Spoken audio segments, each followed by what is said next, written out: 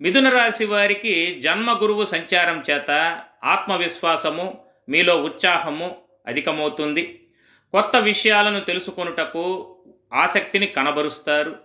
విద్యార్థులు నూతన విషయాలలో పట్టు అనేది సాధిస్తారు. అన్ని రకాల వృత్తుల వారు ఆదాయాన్ని పెంచడానికి మీరు ప్రత్యేక ప్రణాళికలను అనుసరిస్తారు. ఉద్యోగస్తులకు ఈ కాలమందు పదోన్నతి లభించే అవకాశాలు అధికము.